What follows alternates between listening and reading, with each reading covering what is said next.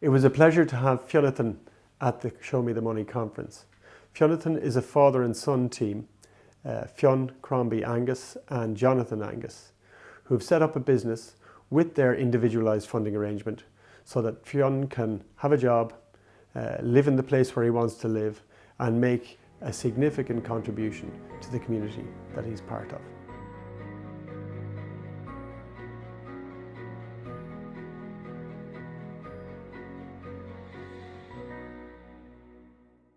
My name is Fionn.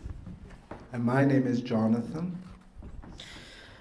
And we are here today to talk about how the use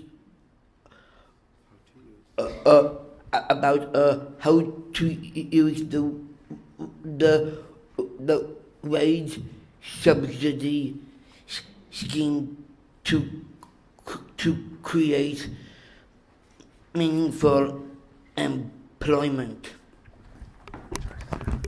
The Wage Subsidy Scheme is a program of the Department of Social Protection that provides financial incentives to non-public sector employers of people with disability who work between 20 and 40 hours per week. And for the purposes of this program, they define disability as that which results in a perceived 20% or greater productivity shortfall. So it's a pretty wide open definition of people who can be employed on this scheme. Employment is subject to standard conditions, including PRSI contributions, annual leave, tax deductions, and the going rate for the job. The subsidy that the state offers is €5.30 per hour, which is reimbursed to the employer, and that's regardless of the wage that the individual receives. However, if the employer employs more people on the scheme, there's a top-up up to a 50% increase if the employer is employing 23 or more people. And when the employer employs 30 people on this scheme, then they are allowed an additional grant of €30,000 toward the cost of an employment assistance officer. And what must an employer do to avail of the scheme? So it's really quite simple. The employer needs to provide the employee with the terms and conditions of employment and a job description, and where one is available, a person specification. And that last thing is what we're all about in the way that we approached this wage subsidy scheme. The process is simply that the employer presents to the local employment services officer a short application form, which is available online, a current tax clearance certificate, a completed employee application form, and a bank authorization form. And then once the employment is approved and the employment has progressed, then there's monthly forms to submit, which is quite simple. It's something that's signed by both the employee and the employer that declares the number of hours that the employee worked in the previous month. So it's a backdated thing. So you have to, the employer has to initially cover all the expenses, and then the $5.30 per hour is reimbursed to the employer afterwards. And how will it affect the employees' other benefits? So people who are on disability allowance are often fearful of what work will do to their benefits. What we found is that in our case it was quite smooth transition and is quite fluid. We can inform them that Fionn has changed hours and they'll adjust it straight away. For the first €120 per week, there's no penalty taken off of your disability allowance. For every euro between 120 to 350, there's a 50% clawback on the DA, and above 350 a week, there's a 100% reduction in the disability allowance. So there would be a full loss of the €188 per week disability allowance if you were making an income of €423 a week. Of course, medical cards are often means tested.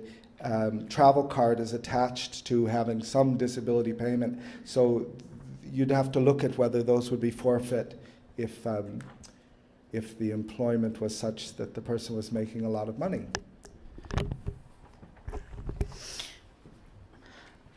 And how can we use the wage subsidy scheme to create a person-centered employment? Yeah, this is where it gets really interesting, and we want to tell you about what we've done, because there's no restrictions from the state as to the type of job that the person is fulfilling. So we thought, well then, why can't we create a job around the skills and interests of Fionn? And we asked a few people, and no one came up with a reason why we couldn't. So that's what we've done. And we did a bit of a discovery process, and we talked about different jobs that you might do. And can you tell people the 5 job titles that we came up with? Yeah. So the job titles that we came up with were a street performer, a heritage expert, a filmmaker, a visual artist, and a freelance ambassador, and a community connector. And we didn't just pull those out of a hat. In each case, you have strengths that would lend that you would be good at these jobs because of who you are. And we made a list in each category, but maybe we'll just mention one. So in that first job title of street performer, what do you have that would make you a good street performer? Because I am a gifted fiddle player, and I love to perform. Yeah, and most of these jobs that we identified were jobs that you just do them. You don't need someone's approval to be able to be a filmmaker or even a freelance ambassador. You can do that. You can just call yourself that, and then you are, if others believe you. But the heritage expert, we did have to get approval from the Heritage Council to do that one. So we listed the benefits of each job, and again, just one, the filmmaker. What would be some of the benefits we identified? They get to collaborate with other people, and sometimes celebrities, and I get to travel. Right. So we looked at all of these, and we also looked, of course, at the sustainability financially of each. And we recognized that the busking, street performer, and being a heritage expert through the Heritage in Schools scheme are two things that pay for themselves. Yeah. And that being a filmmaker, a visual artist, or a community connector are things that don't necessarily pay for themselves. Maybe in the longer term they would.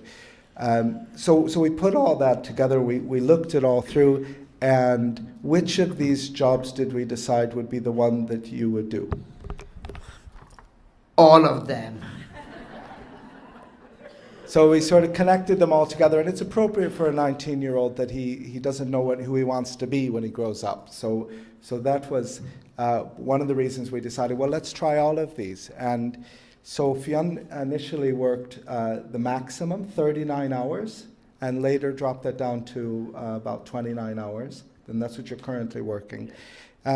So we think there's a lot of potential for this. Of course, it does require, in Fionn's case, and I think in most cases, some kind of a job coach. But I think that I think it could be scaled really well. And we don't have any experience with that yet, but we would like to engage some of you in a conversation about that. So if you have an interest in some kind of a worker collective or a collaborative, cooperative experience of people who are designing their own jobs, then we would like to talk with you more.